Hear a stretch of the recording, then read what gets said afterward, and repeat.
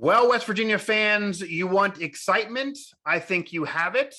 You want a winner? I'm not sure. We're going to see what happens on the field this coming season when there is pressure on Neal Brown. I'm Mike Asti, and this will be an episode of Mike Drop here on our network in which we will kind of touch on the state of the West Virginia football program, what's been going on this offseason, and also kind of give our thoughts to how Neal Brown has done to this point, because you do have a premier player in Messidor leave the program and kind of drag it through the mud. While doing so, you have another player come aboard who's now going to be your starting quarterback and adds that excitement to the backyard brawl. And JT Daniels, a former top recruit who's done it major conference ball at USC in Georgia.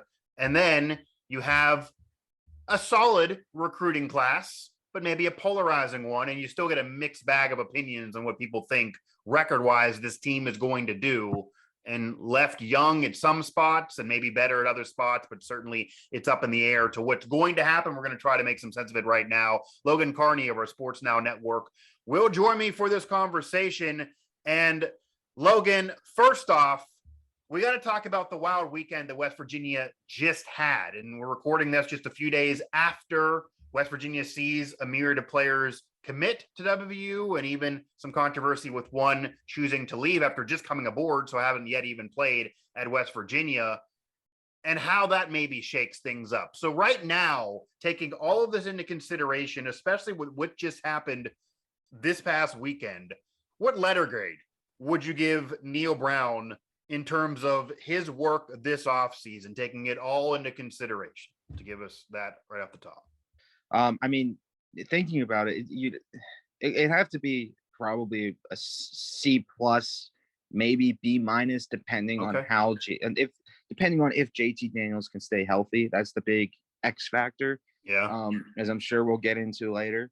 But I mean, it's tough not to. It's tough not to ignore the amount of that they lost. Now, I know a lot of them were not impact guys. Outside of Messidor, that may not have been an impact guy that left.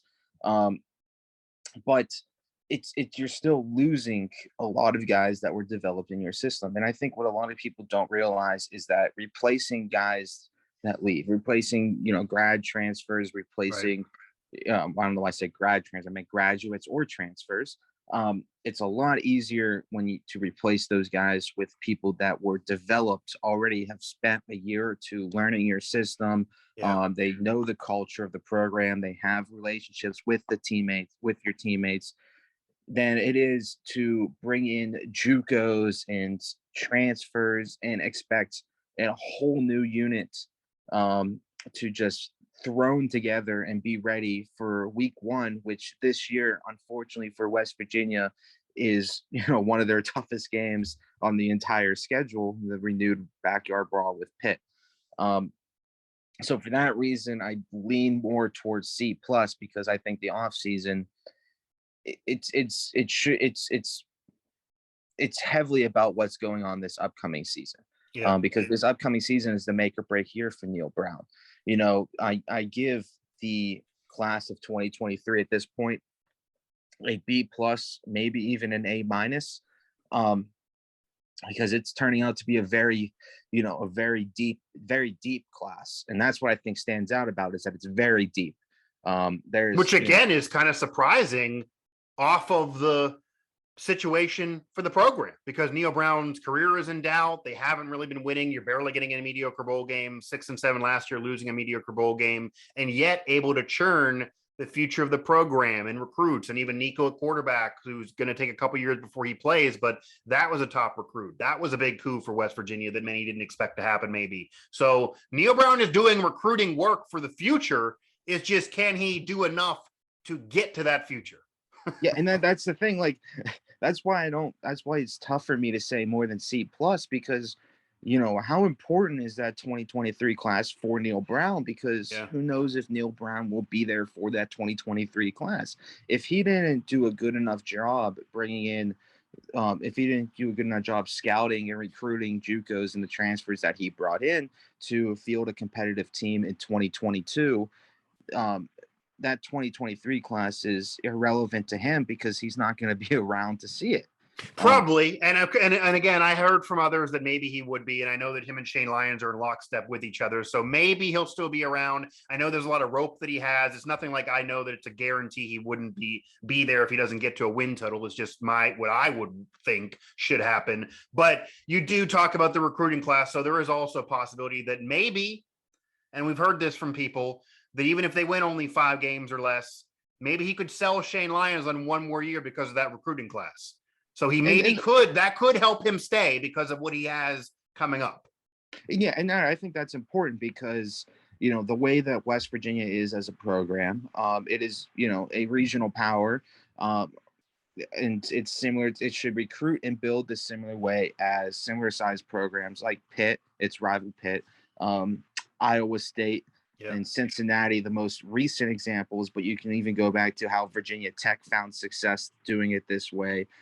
In terms of getting those recruiting classes that are heavy on 3-star recruits that fall around in the 30s of the rankings, and developing those guys and just and replacing them when they're juniors and seniors. And that way you have experience. You have experience with high ceiling, high floor guys, coming in and replacing and filling in these roles that you already know how good they are, and they already know the system. And that starts with this year being 6-6, and that continues into the offseason with retaining the guys that he just brought in. If they have another mass exodus like they have every year under Neal Brown, obviously on a whole different level this year, but they have had it every year, then they're never going to, regardless of what recruiting classes he brings in, they're going to stay around 6-6. Because you need to develop your guys, you need to retain your guys, and those guys need to take steps up. For a program like West Virginia, there's only so many programs that can bring in 5 stars repeatedly. There's probably only, in my opinion, there may be only 10 true national powers in all of college football. And even that might be to a stretch. Yeah, maybe not even that many. Right. Yeah. Yeah. I mean, who knows if, I consider Texas a national power because they're Texas. They are. But they haven't put up the records of a national power in, decades. So, it's in terms of West Virginia, they need to constantly develop guys and replace the guys that they develop, like the previous schools we mentioned, the Pitts, the Cincinnatis, the Iowa States, the Virginia Techs have done. And that starts with putting together a decent season this year and retaining those guys and adding them to or adding the class of 2023, which may not make an immediate impact, but they're a class that, because of how deep they are, because of the high floor of all of their recruits. I mean, there's only one non-3-star recruits, and his dad was a walk-on at West Virginia that ended up being an All-American. So I think there's reason to have high hopes on the lone guy that wasn't a 3-star recruit.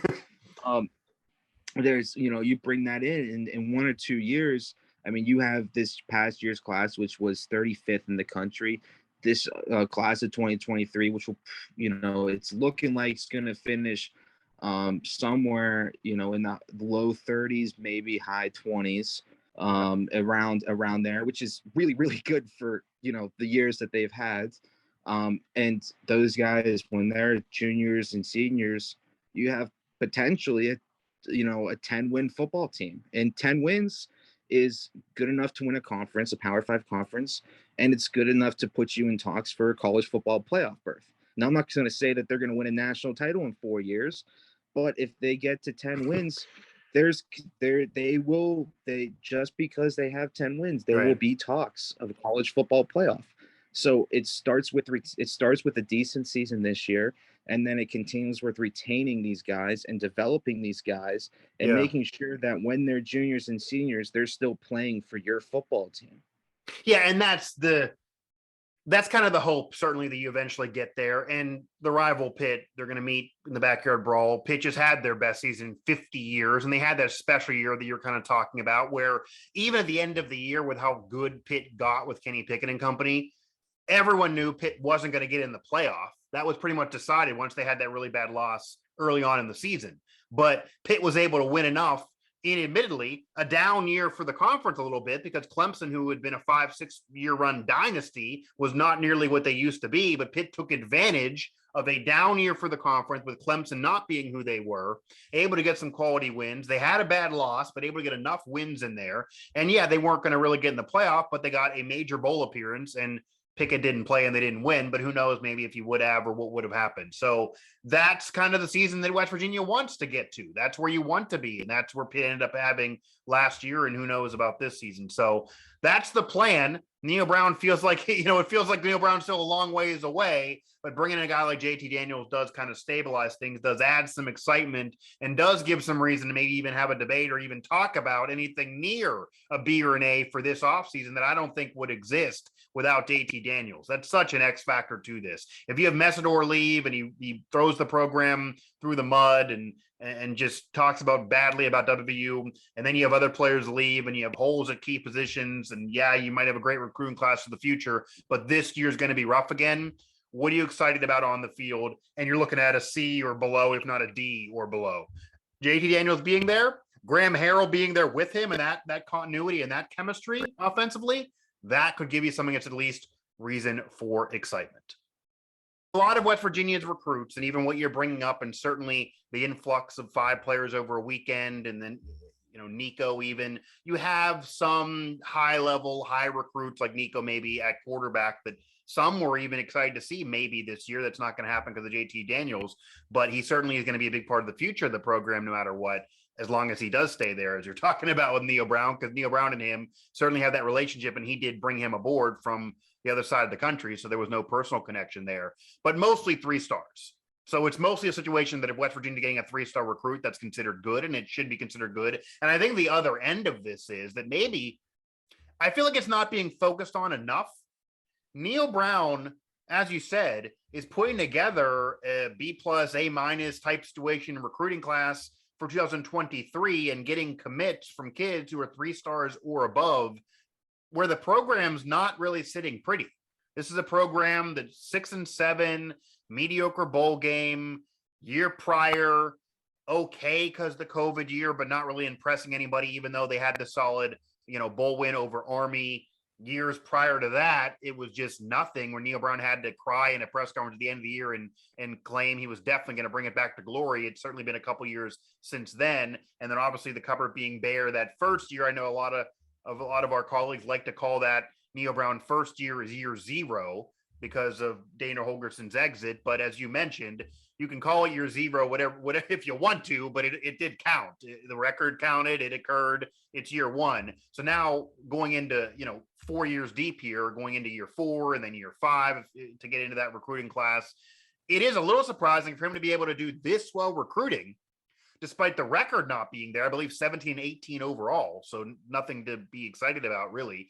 And then having a player like Messidor leave the program and not in any way speak highly of the program, of the environment, of anything going on there. You wouldn't think that would occur. And then the months to follow would lead 3+ star recruits to decide to come to West Virginia because they're on Twitter. They see what's going on. They might be wondering the team's not winning, but hey, maybe they want to be part of things changing. Logan, Carney of our Sports Now Network, Mike Asti, we are talking the offseason of Neal Brown and the West Virginia football program. And I think I'm with you a little bit on the B+ situation in terms of the recruiting class, maybe A- there. And it kind of has surprised me based on Neal Brown's seasons that he's just had and the records that he put up.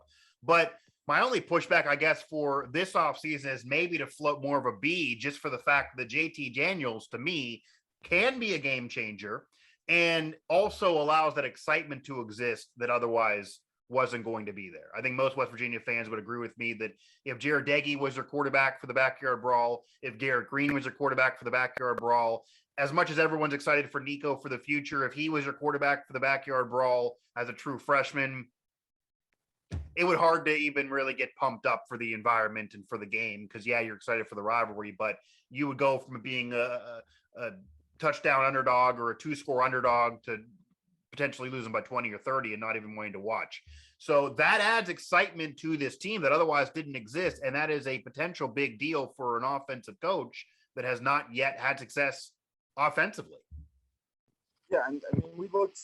What was interesting is we did an article on him lately. I forget exactly where it was a preview. It was a preview article on some of the previews this season. I forget exactly which one, but they broke down his offensive numbers prior to West Virginia too, when he was the head coach. Yeah. Tulane or Tulsa at Troy. You mean Neal Brown? He came from Troy. Yeah. So why I thought Tulane Tulsa. Those T schools always same difference, but yeah, at that level. But he came from Troy, where he was an offensive genius. They're throwing points up. He's winning bowl games, and then at West Virginia they can't score outside of against that lower level competition like LIU. They can put up points, but not even against Kansas, not even against Texas Tech. Right. So he came up as an offensive guru before he took the head coaching job. Right. Look at his offensive numbers while he was the head coach at Troy. They did not have a good offense under him, but they had a good defense. And so he came up as an offensive guru, as an offensive coordinator there. Wide receivers coach prior to Troy. Gave me. But he came up as offensive guru, went to Troy, was the head coach of Troy, but it was the defense coach of it's not like this is a weird thing that happened immediately when he came to West Virginia. I mean, that's why it's kind of surprising, and that's why I don't think it's. I mean, it's surprising for him in terms of his overall career, right. But I think we should stop viewing him as an offensive coach.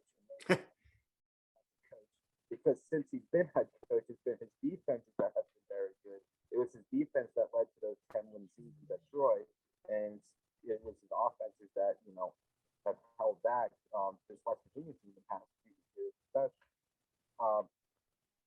yeah, going back to Daniel's point, the overall point. I mean, JT Daniels, very well could save the offseason in terms of this upcoming year.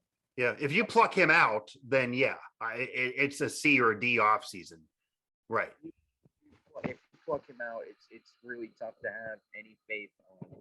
Yeah, especially with the loss of Dixon earlier, because that running back room now is very bare on experience.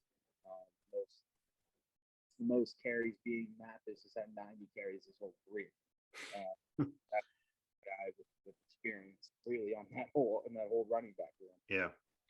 Offensive line, getting them entirely back. I know that they struggled last year as a unit, but there are obviously good players on that offensive line. And anytime that you can return full offensive line, regardless of if they struggled last year or not, a year under the belt of playing together, it's very well probably going to be top 5 offensive line, at least in the Big Ten. It should very well be a strength of this team. And honestly, if there was one, I'm a big believer in the winning, the team that wins in the trenches on either sides of the ball is the team that wins the game 9 times out of 10. So the fact that they return their offensive line, I think is a lot more significant than a lot of people may give it credit to. But yeah, I mean, it'll be an interesting season. I mean, the offense is going to have to go through Daniels because there is no running back room. But there's always the worry if he could stay healthy. He wasn't able to stay healthy at USC. He wasn't able to stay healthy at Georgia. And if he doesn't get help, if he gets hurt and he misses significant time at West Virginia, I mean, who is there really to hold down the fort when they go through what is really a really tough schedule that they have for them? Yeah, to say the very least. Again, Logan Carney of our Sports Now network. It's going to maybe be easy early on, except for the backyard brawl, but the schedule does beef up later on, and it can be a brutal schedule, especially if West Virginia does the same thing they've been doing in recent years and struggles with Texas Tech and those kind of similar programs. So you never know. It's not going to be easy for Neal Brown, but he does have that excitement level that can be there to maybe JT Daniels being that savior, because Garrett Green last year, Neal Brown clearly wasn't excited. He would just kind of give you that impression, even in press conferences when asked about it. Garrett Green would mostly get running plays. They barely would even design plays for him to pass when he was in there. They let Jared Dagey have tons of rope. Maybe it was for the personal relationship. Some started criticizing Neal Brown, saying, you know, I know you mentored him when he was 12, but you're letting him linger on and maybe hurt the team. And it was up and down for Jared Dagey. He's gone. And that does count as a player leaving your program, but also with a sensible mind. That was almost going to happen. That wasn't him leaving West Virginia. That was, we need to better this position, and you're going to go have to find a situation elsewhere to continue your college career if you want to. So that was part of that. But yeah, Garrett Green, whoever else, Nico again is a true freshman. This team is going to sink or swim by JT Daniels, 100%. If JT Daniels can pick it up and be near what he was supposed to be, then this team could certainly climb. Let's put it that way. They can finally climb, because that's been the moniker, and they've been going up a little bit and then kind of falling and being a neutral. They can climb. If not, then it'll be a problem. But I think one thing that needs mentioned here, because we're talking about Neal Brown as an offensive mind and being called an offensive guru, and I do agree that he kind of lost that. When you look at even the success of Troy, and then you look now, they're putting up points over LIU, but not really anybody else. He's not an offensive guru anymore. And the defense at West Virginia actually has been better than the offense. Even at West Virginia, 2 years ago, the defense was doing really well the first few weeks of the season after the Vic Koenig controversy. And even last year, the offense has let the defense down, not the other way around. So that's been even weird during the Neal Brown era. But Graham Harreld is also now aboard as offensive coordinator. That is a personal relationship and a working relationship he has as a connection with JT Daniels. That could be big. It almost feels like, Logan, the Neal Brown finally agreed with us and is like, okay, I was a great mind years ago as an offensive guru, but now I'm going to have to take the humble pie and let somebody else handle this offense a little bit and kind of give the keys up, because my job is on the line. And Graham Harrell's not there to just sit down and have Neal Brown call every play and run the offense and have Graham be a figurehead. This is a young offensive mind that has connection with the quarterback that you just brought in, who only has a couple years max. So this might actually be the Graham Harrell show offensively, honestly, more than actually Neal Brown. And then that's big, because, you know, the only full season that Daniels has had was under Graham Harrell. So it's a big, that connection, I don't think can be understated. I mean, it's not just bringing in a new offensive coordinator, bringing in one that knows how the important player on your entire team can be successful. Now, you know, I still can't look past the fact that they're, you know, kind of having to throw almost a whole team together by week one. Yeah. And, you know, 9 times out of 10, regardless of the talent involved, that always ends up, you know, at least rough in the early part of the season. The good news is the early part of the schedule outside of that Pitt game is pretty easy. You know, I mean, they got, you know, Virginia Tech's mixed in there, but Virginia Tech, that's a rivalry game on the road, but they're not. And they just beat Virginia Tech too. So they beat them last year, and they're not supposed to. I mean, they just hired a new coach as well. They're not supposed to be anything special this year. They got I believe Kansas is in that early in game 2, and they have their FCS game as well. I mean, even if they get blown out by Pitt, which is a possibility, I'm not going to predict that's happening on this show right now, but that is a very realistic possibility. Could happen. They can still start 3-1. I mean, with the fact that they got 3 easy games after that, and that's good for them, because, you know, the beginning of the season, when you're putting a whole new team together, you know, it's going to be rough. But if they can get things figured out after week 4, after that easy part of the schedule, before they get into the tough conference part of the schedule. There's no reason why the team can't finish, 6-6, 7-5, Right. maybe even 8-4 if they can steal a couple of wins. Maybe Texas isn't actually back. Like everyone thinks that they are. I feel like that's every single year. Yeah, But- back. Yeah, back with the hand quotes. Texas is not back until they prove it on the field. And one of the weirdest things about West Virginia entering the Big 12, Logan, and obviously Texas is going to leave in West Virginia's future. Who knows if they'll stay in this new Big 12 or what'll happen. But they've been very competitive and even have big wins over Texas. So it's not like, West Virginia has played very well with Texas. Certainly not Oklahoma. They can't beat the Sooners, but they played very well with Texas. So is Texas back? You just don't know. If West Virginia beats Texas, are you going to be shell-shocked? No, we've seen it before, and West Virginia wasn't good when that happened. And it was that, and you've seen Texas kind of do the whole "we're back" and then not be back. And then you're looking at Baylor, you're looking at Texas Tech.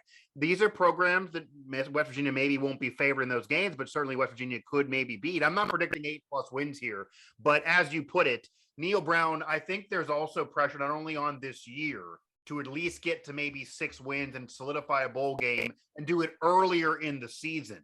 I think that's also key. That West Virginia can't be fighting for a mediocre bowl game that no one cares about the last week of the season. And you got to be able to take care of business in this early portion of the year. Say you lose the Pitt game, even if it's close, say you make it a 7 or 10 point game because it is a rivalry and maybe Pitt gets caught up in it. Pitt has certainly been upset before, even though they had their best season in 50 years last year. You just don't know. West Virginia, I think we all can agree here. They gotta be 2-1 at the worst going into that Virginia Tech game. Kansas and Towson have to be victories. And I also think, and it doesn't matter, but Neal Brown's resume at West Virginia has been a little bit of, okay, beating those low-level teams, not beating enough of the teams that are equal to you, and losing to the teams that are better than you. But the Virginia Tech win, that's the biggest win he's had, I guess, arguably, unless you say Kansas State a couple years ago. They barely got through that game with a victory, and then Virginia Tech ended up being exposed as not that good.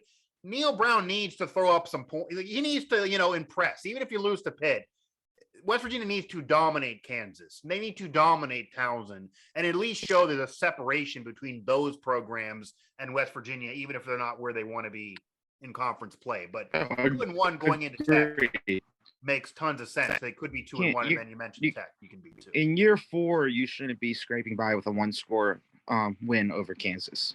Kansas football, and everybody, even Kansas fans, agree is probably the most pathetic Power 5 sports program out there. I don't know if there's a worse in any of the major sports.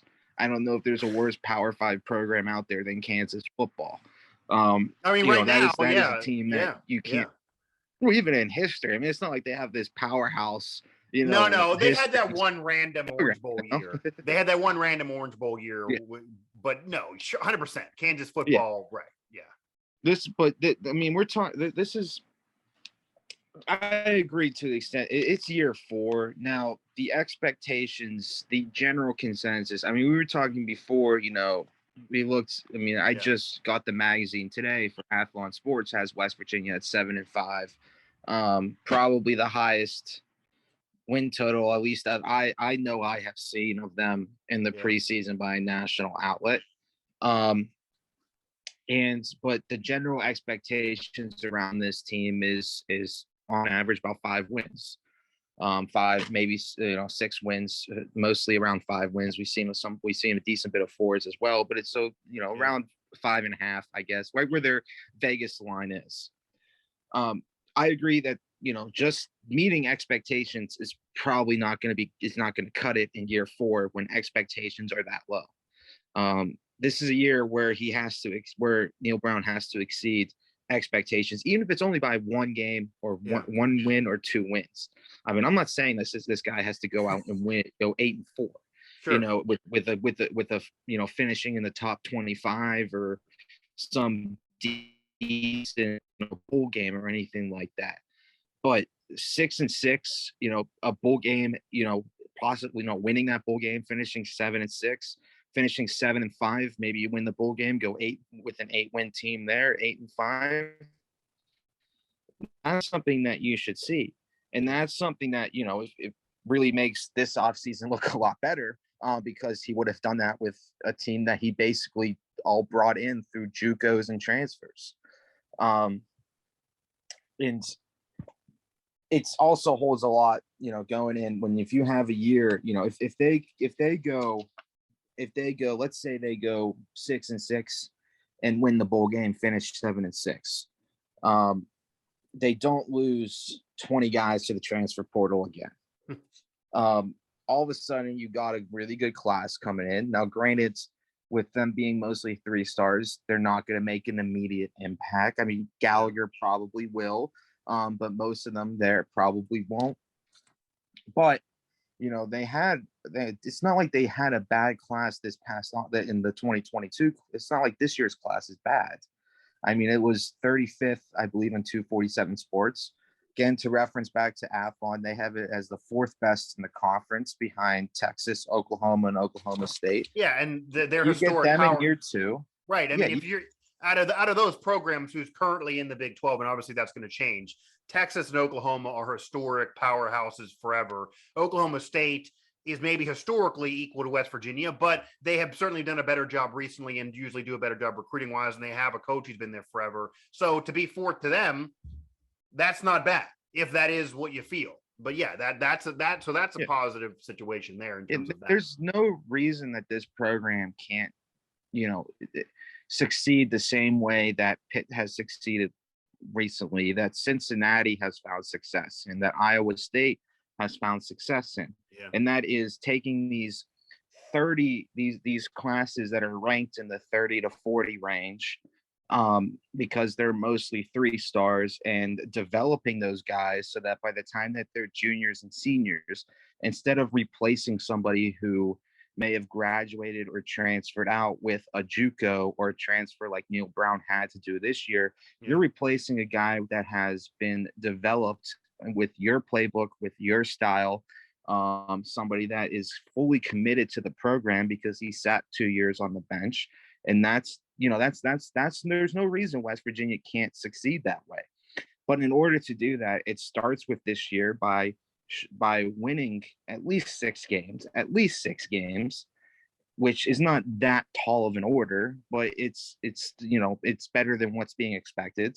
No, because it's a weird scenario. Retaining the guys. Yeah, you have a weird scenario where, and I get it, and you brought it up, all those players that have transferred out, Messidor leaving, etc.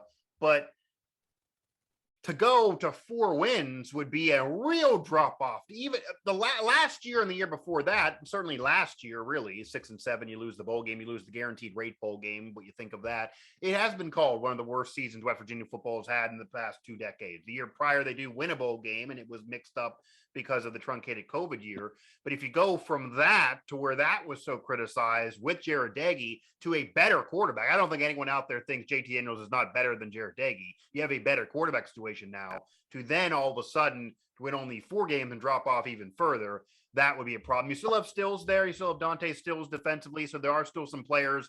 I think one of the major issues, though, obviously, and we talked about this earlier, is running back, is offensive line. Are they going to protect him enough? Is that going to improve? And then can Tony Mathis Jr. actually step it up and be that guy? Only 90 carries, played the bowl game, but is he going to be able to be that guy? And he now is that guy because Dixon is no longer aboard with the program. Player that was at Clemson, Dabo Sweeney called immature, came over to West Virginia, and now is no longer aboard as well. And we mentioned Messidor leaving the program earlier in the offseason, and then talking about the environment in Morgantown and the football program and maybe leaving for brighter lights, but also didn't have glowing things to say about his time. So knowing what the records have been, and that it has been a rough patch for Neal Brown to kind of kick off his time at West Virginia head coach, and that he's not going to have forever to do this and does need to quickly turn this around, how much blame do you put on Neal Brown in particular for the mass exodus of players from West Virginia as well? Players have come, players have gone, recruits are there. You mentioned the 2023 recruiting class can possibly be an A recruiting class despite what's going on right now. But a player like Messidor and company to leave and even have critical things to say, is that on Neal Brown? Even if maybe it's not 100% on him fairly, you just got to put the stain on him because of what's been going on with the program? Or is maybe it just weird scenarios that are coincidences, that maybe it's not Neal Brown's fault, since he's also proven he can get top level guys to come aboard like JT Daniels, despite what others have said while leaving the program. Well, I mean, when you've just finished year 3, the team is mostly guys that you have brought in, especially when, as he's had to bring in so many transfers, because it's not like this year is the only year they've lost a lot of transfers. Yeah. They've lost more than any other Power 5 school since the transfer portal has been a thing. So it's not like this is some abnormal year where, where we cannot look at it as the norm. Unfortunately, it has, during the Neal Brown tenure, has become the norm. Now, I can't sit here and say like, oh, this guy, treats his players badly and that's why they're leaving. And, right. Because I honestly don't know. I don't know. And we don't hear that from anybody either. Neal Brown seems like a nice guy. So I'm not going to sit there and make a lie like that up about him. Well, I'm glad you're not going to make up a lie. No, Neal Brown, from what I've heard, is a very nice guy. A lot of media, a lot of my colleagues, I've been around him, a lot of players, former players, they all talk that he's a very nice guy. And one thing that I brought up numerous times before, but is a factual thing, and I told you actually when you were over my house and off the record, I'll say it now. The second he got there, he called up former players that were weirdly not welcome at the program from the previous regime. Mike Logan told me this to my face on one of our shows here.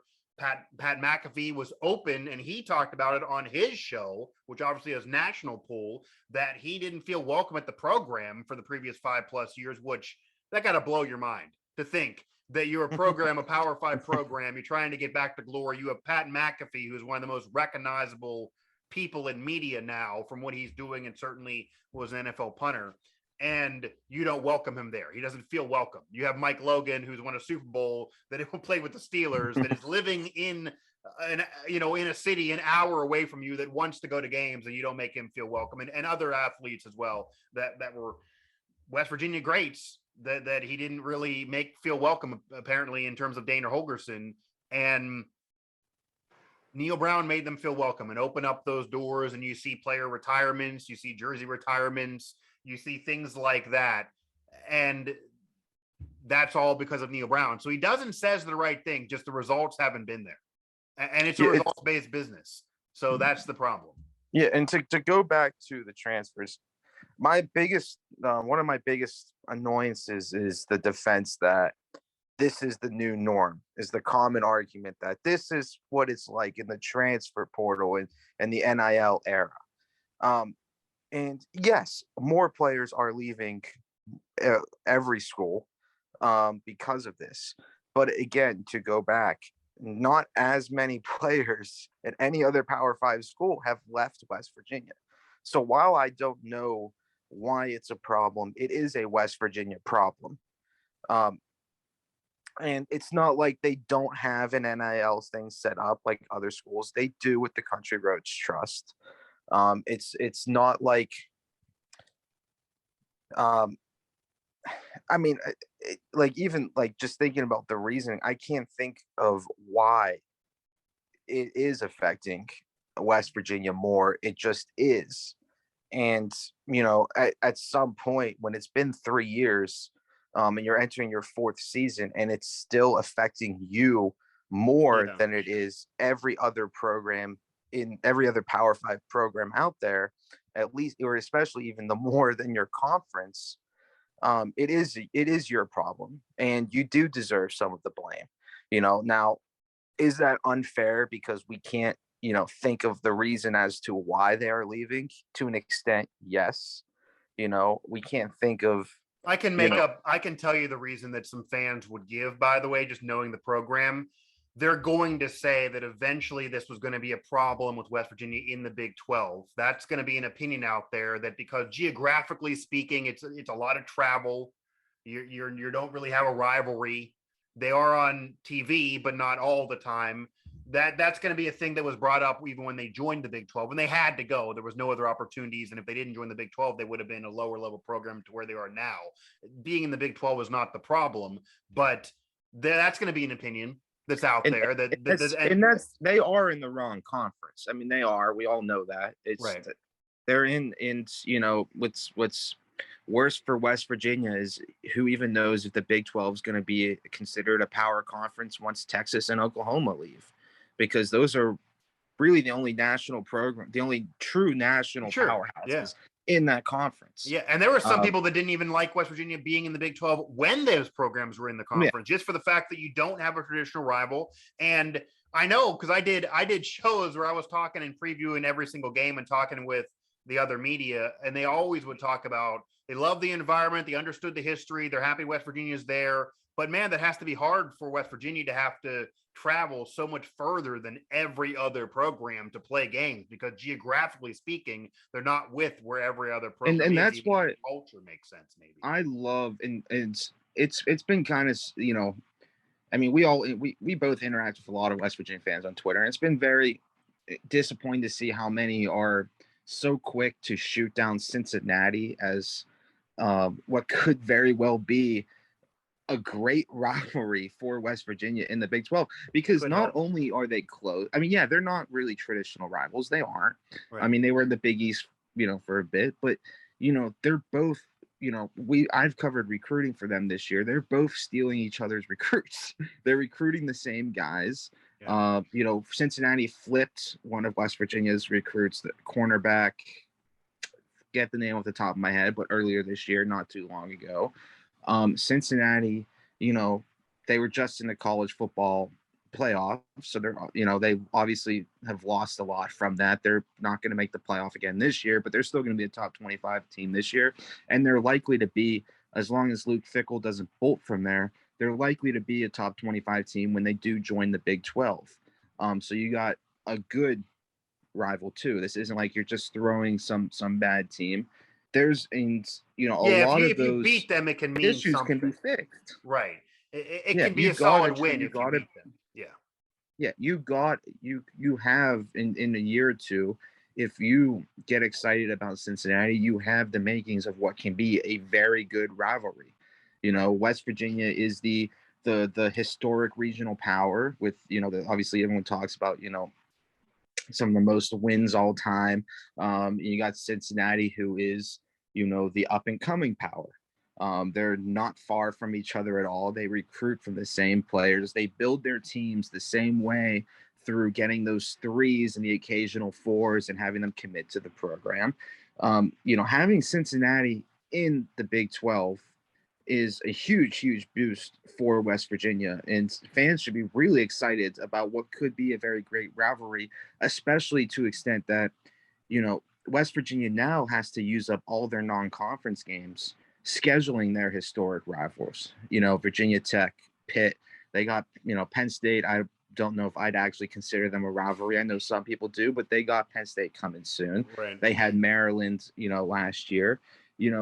If you have to keep doing that with non-conference games, and it's great, I love it. I'm not trying to knock the scheduling those games, but they only get 3 games in the non-conference. They're limiting what they can do. Right. Some of the reasons why, to go back to the rivalry Pitt, a big reason why Pitt has become successful is because they started playing games. They played UCF in Florida.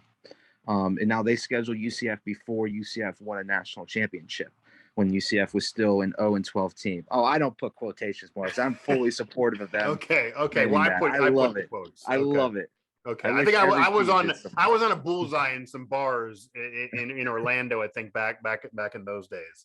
But I get what you're saying, and there are some that maybe scheduling wise for West Virginia, because they've had big games where they've scheduled. They scheduled Alabama even years ago, Florida State, Tennessee. Tennessee's it's also about getting it put on the schedule. But some could argue that West Virginia was scheduling games where they were too tough. They were big games. They were national TV, but they had no chance in winning. But then Tennessee's a game that they certainly could win. That's a major historic. To my point now, they're still doing that because, right. I mean, they're obviously, Pitt's supposed to be really good this year, but they're obviously not Alabama. Virginia Tech's obviously down, and who knows if they're even going to be bowl eligible this year. but there's still 2 out of 3 games that are Power 5 for your non-conference games. So they're facing 11 Power 5 teams this year. Yeah. In their regular season schedule. That is really rare. There's a reason teams don't do that. There's a reason Penn State, for example, schedules 2 cupcakes with their non-conference game. They do. Everyone likes to criticize how Alabama has a random group of 5 team or FCS school towards the end of their season every single year. Right. But there's a reason they do that, is because you have to give your team a breather. And and when you have, I've always defended Alabama too in that regard. They play Mercer most of the time, and they're going to win by 45. But when you have a brutal schedule in your conference and you're going to be facing ranked teams in your conference, you have enough of them on the schedule. You don't need to just make it impossible for yourself. Why do so? Again, we're talking about UCF winning the national championship with an asterisk and Cincinnati getting in the playoff. Those teams didn't play 7 ranked teams throughout a season. They didn't play 6 or 7 or 8 or 9 or 11 Power 5 teams in a season. Okay. UCF that year you mentioned, I think it was 2 or 3 ranked teams the whole year, and 2 of them were Memphis. And they won and they were dominating.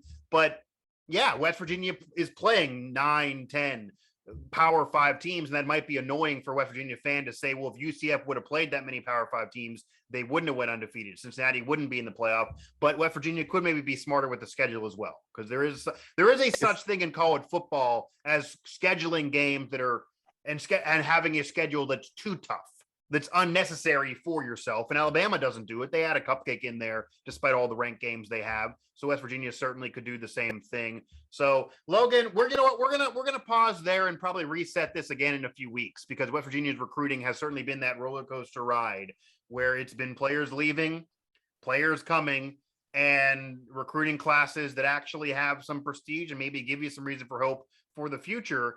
But Neal Brown has to make sure he's there. And I think that piece of excitement that I cannot say this enough.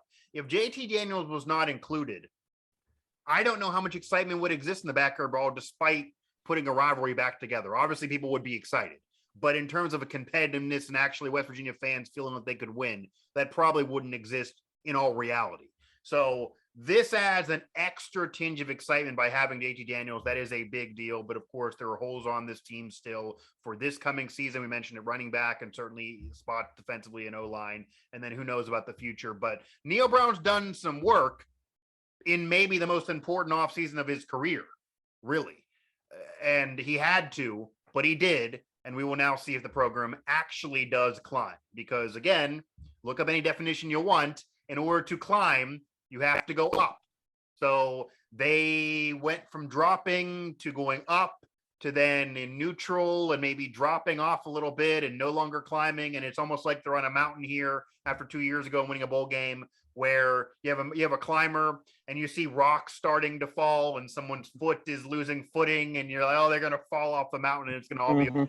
That's kind of the situation right now with West Virginia football. Like what's the game? The morning with Drew Carey, the mountain climber. Oh wow! Are you talking about The Price is Right now? Isn't it? Yeah, the mountain. Okay, I haven't watched that in a while to know where they're going. Too much, you fall right off. Yeah, that's exactly the situation West Virginia football is in right now. And Neal Brown maybe could have saved the day by bringing in JT Daniels, but a lot more is needed as well. Graham Harrell being there, so that'll be it for right now. But again, stay tuned to WV Sports Now for more of our coverage, as well as subscribing here to this channel.